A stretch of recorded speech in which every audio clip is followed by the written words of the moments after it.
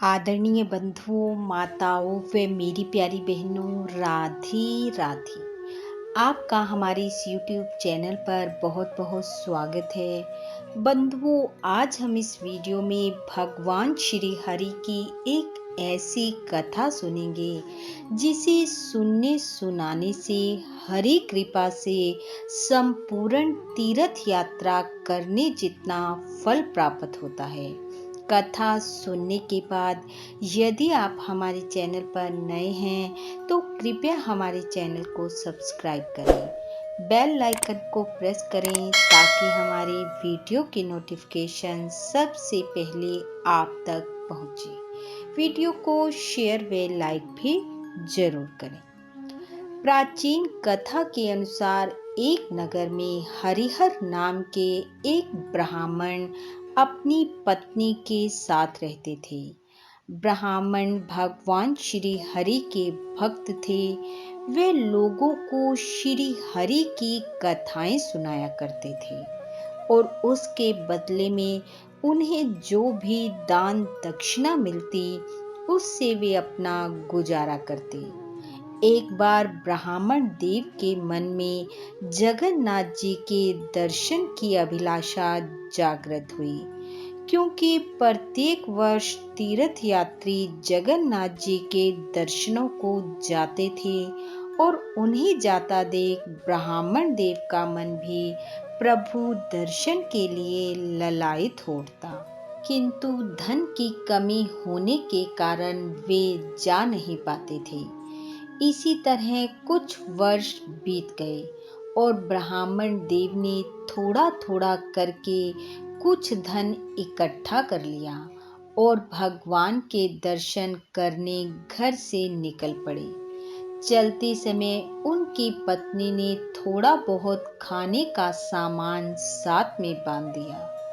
अब ब्राह्मण देव हरि भजन करते जाएं और चलते जाएं। जैसे जैसे प्रभु दर्शन का समय समीप आ रहा था, ब्राह्मण देव वैसे वैसे अत्यधिक प्रसन्न हो रहे थे और उनके कदम तेजी से आगे बढ़ रहे थे कि तभी अचानक उनकी नजर राह में बैठे एक बुजुर्ग व्यक्ति पर पड़ी, जिसकी हालत काफी दयनीय थी। शरीर के वस्त्र फटे हुए थे, पैरों में जूते तक न थे और ऐसा लगता था कि जैसे उसने कुछ दिन से भोजन भी ना किया हो। हरिहर ब्राह्मण ने देखा कि प्रभु दर्शन को जाने वाले यात्री उस बुजुर्ग को अनदेखा करके आगे निकलते जा रहे हैं, पर उनसे यह नहीं देखा गया। ब्राह्मण उस बुजुर्ग व्यक्ति के पास पहुंचे और जाकर बोले, बाबा, क्या आप भी जगन्नाथ जी के दर्शनों को जा रहे हैं? क्या मैं आपकी कुछ मदद कर सकता हूँ? ब्राह्मण देव की बात सुनकर उस बूढ़े व्यक्ति की आंखों में आंसू आ गए और उसने रूंधे गले से उत्तर दिया, हे भले मानस, मैं भला तीर्थ यात्रा कैसे कर सकता हूँ? मेरे तन पर वस्त्र नहीं है, पेट में अन्न नहीं है, घर पर बीमार पत्नी और भूखा बालक है। मैं तो उनके दवाई पानी व भोजन की व्यवस्था करने घर से निकला हूँ। उस व्यक्ति की ऐसी बातें सुनकर ब्राह्मण देव का हृदय भर आया और उन्होंने निश्चय किया कि प्रभु दर्शन से पहले वे इस बुजुर्ग व्यक्ति के घर जाएंगे। और ऐसा सोचकर ब्राह्मण देव उस बूढ़े व्यक्ति के साथ उसके घर पहुंचे। उन सब के भोजन पानी की व्यवस्था की, उसकी बीमार पत्नी के लिए दवा दारू का इंतजाम किया और चलते समय जो धन उनके पास शेष बचा था वह उस बूढ़े व्यक्ति को देते हुए कहा कि इससे कोई काम धंधा कर लेना।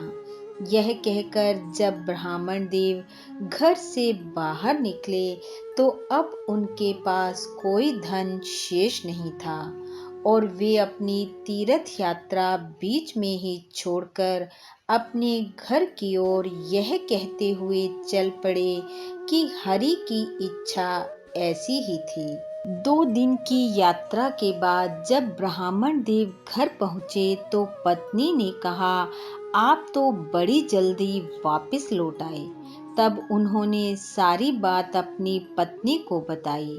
ब्राह्मण देव की पत्नी भी उनके इस कार्य से प्रसन्न हुई और बोली कि आपको खुश होना चाहिए कि आपने किसी का भला किया है और प्रभु की इच्छा भी ऐसी ही थी। ऐसा कहकर पत्नी ने भोजन परोसा।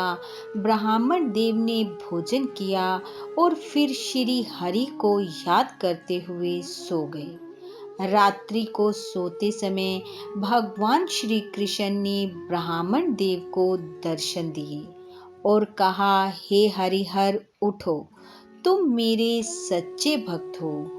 जो मनुष्य मेरे बनाए हुए मनुष्यों से प्रेम नहीं करता वह मेरा भक्त कदापि नहीं हो सकता। वह मेरे दर्शन तो क्या, मेरी कृपा का भी पात्र नहीं है। तुमने उस बूढ़े व्यक्ति की सहायता की और अपनी यात्रा बीच में ही छोड़कर वापस लौट आए। हे हरिहर, उस बूढ़े व्यक्ति के रूप में मैं ही वहां पर विराजमान था। अनेकों तीर्थ यात्री मेरी उपेक्षा करते हुए आगे बढ़ गए। केवल एक तुम्हारा हृदय ही पसीजा और तुमने मेरी सहायता करी, मेरी विनती सुनी। मैं सदैव तुम्हारे साथ रहूंगा। मेरी कृपा तुम पर हमेशा बनी रहेगी। आज तुमने संपूर्ण तीर्थ यात्रा करने का फल प्राप्त कर लिया है। तुम कभी भी दया, करुणा और प्रेम का त्याग मत करना और मैं तुम्हारा त्याग कभी नहीं करूँगा।